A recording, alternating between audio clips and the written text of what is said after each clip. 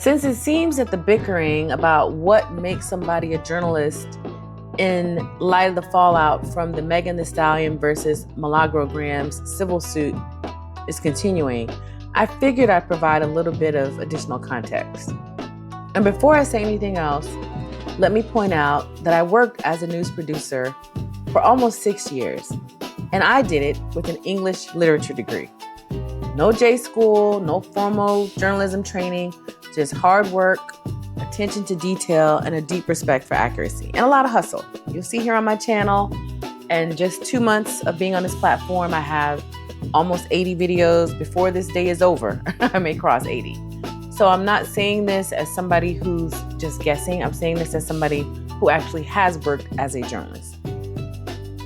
So here's the first thing. Let's do a quick history of journalism. I feel like, and I've been saying this for years, the schools don't do enough of informing students in that K through 12 range what journalism is, what makes a journalist. People just see what they see on TV, they make assumptions, and that's it. You can only be a journalist if you're on CNN, MSNBC, Fox News, whatever these networks are. That's what people think, but that's just not the case. So let's do a quick history of journalism, 25 seconds, and we're going to move on to the next part of this. So journalism as a profession is really old. The first regular newspapers began appearing in Europe in the 1600s. By the 1800s, it expanded massively in the US. We had the penny press that made it quick and cheap and easy to print papers to get them out to everyday people. You know, we're driven by money here in the States. So once they realized they could print these papers and sell them, they were off and running to the races. Then, by the early 1900s, investigative journalism exploded. That's when people started saying, you know what? We have this place that we can put information and get it out to people. Now, let's make this a little more rich, what we're sharing. Let's do a little bit of digging. This is where the Ida B. Wells and the Upton Sinclairs come in. Ida B. Wells, I'm going to show you a graphic in just a few seconds about her. Ida B. Wells is very integral to American journalism. And she is one of the greatest examples that you don't have to have gone to journalism school to be a very impactful presence in the journalism space. By the late 1900s, TV news brought about journalists like Walter Cronkite, Peter Jennings, into living rooms across America. And then in the 2000s, digital platforms burst onto the scenes. They blurred the lines. Traditional journalists and independent media now coexist, and both contribute to the modern news ecosystem. Now, here's the part where people get tripped up. A journalist is not defined by a degree. A journalist is defined by the work that they do. So let's look at what is a journalist, okay? A journalist is a person who collects, verifies, analyzes, and presents information to the public through news reports, articles, broadcasts, or digital media. Their core responsibility is to provide accurate, fair, and timely information in the public interest. And it relies on these principles: accuracy, verification, independence, accountability, and public service. Now, accountability and accuracy, anybody can do that. That doesn't mean you have to have gone to journalism school to be able to do that. It is the practice, not the profession, that makes someone a journalist. It's a commitment to truth, accuracy, fairness, and accountability. That's it. Now, notable journalists who didn't attend journalism school. This is where I want people to really pay attention. Some of the most respected journalists in the world never went to journalism school, and some never even finished high school. Some never even finished high school. Okay? Anderson Cooper studied political science, not journalism. Oprah Winfrey studied communication, not journalism. She was working in the local news at 19 years old, and they taught her everything she knew on the job. Peter Jennings, former anchor of ABC World News Tonight, did not even finish high school, became one of the most respected journalists in the world. Did you hear what I said? Did not even finish high school. Christiane Amanpour, degree in journalism adjacent arts, but no formal journalism school, became CNN's chief international correspondent. And then the late, great Ida B. Wells, one of the most important journalists in history. Ida B. Wells was a teacher. Do a little bit of digging about Ida B. Wells if nobody ever taught you. Her investigative reporting helped expose lynching in America. Anybody who's worked in journalism or any sort of writing or literature, that's how I really was first exposed to her in college in my English literature path. But that's how I learned about Ida B. Wells. And of course in high school and all that, but that's where we really dove in more into the history of Ida B. Wells. So all of this talk about, somebody being a journalist and all this other stuff, it's really just noise. And that's what we're here for at the Projector's Cut, to provide some clarity about a lot of this stuff, because people are making this way more complicated than it needs to be. Now, let's look at the types of journalism real quick. Online journalism, which is what we're really talking about here, is the practice of producing and publishing news and creative content through digital platforms such as websites, blogs, and social media. It creates a digital version of a publication, combines writing, editing, layout design, and multimedia integration. Anybody can do this work. When I became a journalist, you know what I did? I went up to the news. I remember I graduated. I had this English literature degree.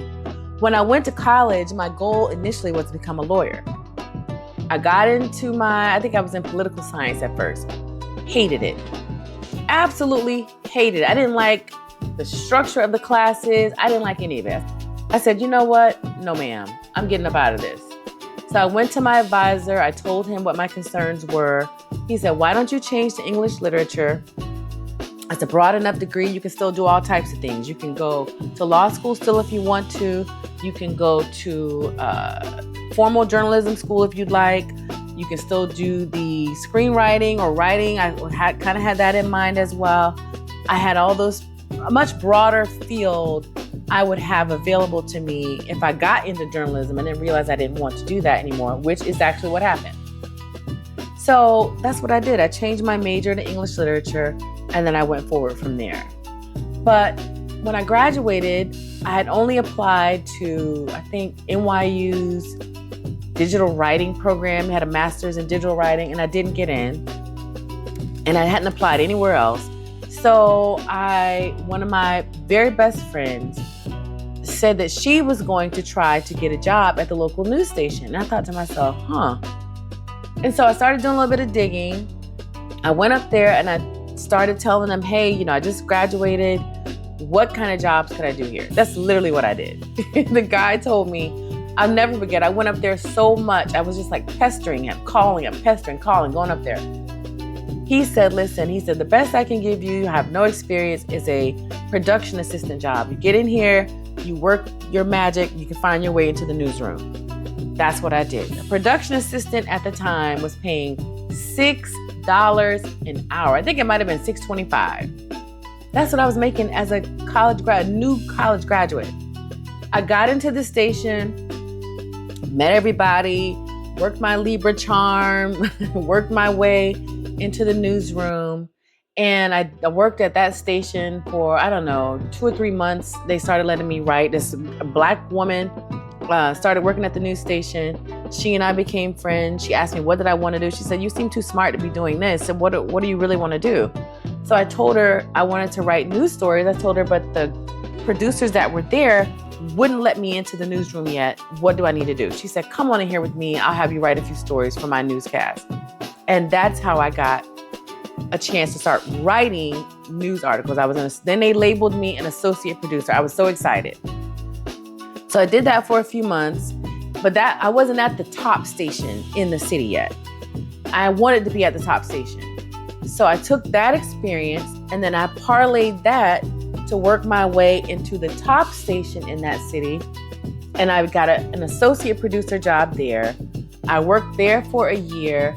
I felt really comfortable and confident. They actually gave me a few producing jobs there, a few shows at that station that I actually started producing myself.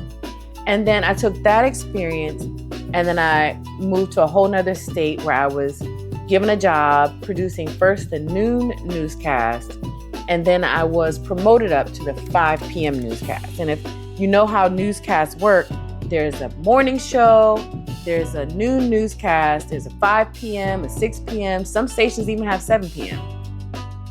7 p.m. Broadcast, and then there's an 11 or 10 p.m. broadcast to wrap up the day. That's how generally affiliate stations work. And then, of course, the network stations have their broadcast generally at 6 p.m., okay? And some of them have, evening, but generally the networks have a 6 p.m. and that's it for the day. And then you got like cable news where you got CNN, MSNBC, Fox, all those guys have around the clock news. I enjoyed it. The adrenaline rush is something that you can't really get out of your system. That's again why I have almost 80 videos here in less than 2 months. It's just something that gets instilled in you. And either you have that drive and that determination or you don't. And so these people who are in new media, as they keep calling it, which I really wish they stopped calling it that, because it sort of takes away from the fact that these people are media. That's just what they are. We need to remove these qualifiers as somebody's new media, digital media. Just call it what it is. If we want to call it digital media because they're online and they're not at a station producing something, but people are buying these expensive camera equipment, expensive light kits, audio boards, and all this other stuff, hiring staff. That is a production setup. That's just what it is. Now, for me right now, I'm a one-man band, but because I have so much experience already, it's pretty easy for me to handle this right now as a one-man band. But eventually, I'll probably want to expand and add some folks here. But my goal here is not to be sensational. It's not to come here to talk trash. I'm not here to do BS. I'm here just to, like I said in the description of this channel, is to provide clarity where there's chaos and to provide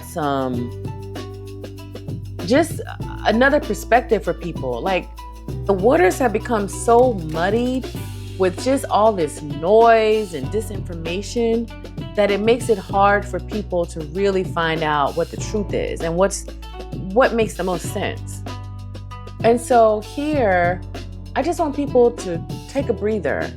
Anybody who's taken the time to gather facts, to provide an analysis, to provide information, is in fact a journalist.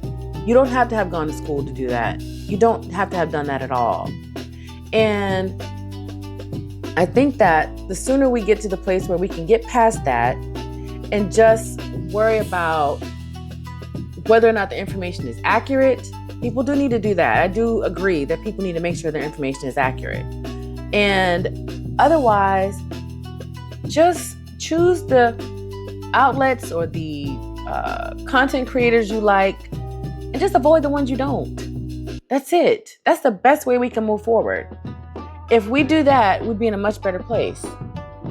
Because we're bickering over things that have no real consequence on what is being done. Is it being done right? Is it being done accurately? Is it being done thoroughly? That's what we need to worry about. So, even here on my channel, I see people, there's basic rules of journalism that you just need to familiarize yourself with. And it's pretty easy. I suggest people use AI to ask it questions. Can I do this in my video? Is it okay if I do this in my video? Am I going to run into any problems if I do this in my video? You need to make sure you verify that. That's the first thing. Like I see people who are afraid to use certain sources and, like TMZ, for instance. If you look back at my video on the Porsche flight drama, I don't know, a week or two ago, I used a lot of clips from TMZ, a direct video of TMZ's. A lot of people wouldn't do that because they're afraid. It's because they don't understand you can use it, but it's about the way that you use it. If you look at that video, you'll note I used very short clips. I stopped at maybe 5 to 7 seconds. Then I added my own commentary. Then I added another one. Then I added commentary. Then I added another one. But if you just take the whole TMZ broadcast and lay it down on your timeline and post it, yeah, TMZ is going to get on your ass about that. But you can absolutely use short clips to provide context for your commentary. I also added a fair use disclaimer in the description of my video that gave me additional protections. And then again, I didn't just lay it in there to try to say I posted a video on my timeline for the day. I posted it with context and with my own commentary, my own thoughts and opinions. So I just want people, please do a little bit of research, do a little bit of digging on your own, and wrap your head around the fact that whether you work in a newsroom or publish on YouTube, the question isn't, do you have a degree? The question is, are you verifying? Are you accurate? Are you ethical? And are you being accountable? Because that, not popularity, not credentials, is what makes someone a journalist. So I want to hear your thoughts. First of all, do you have questions about journalism and what makes somebody a journalist? Do you have thoughts about the fact that people aren't aware of what a journalist is or journalism is? Throw it in the comments. I'd love to hear it. But I want us to get past all this noise because that's really all it is. Just noise. Thanks for stopping by here. Peace.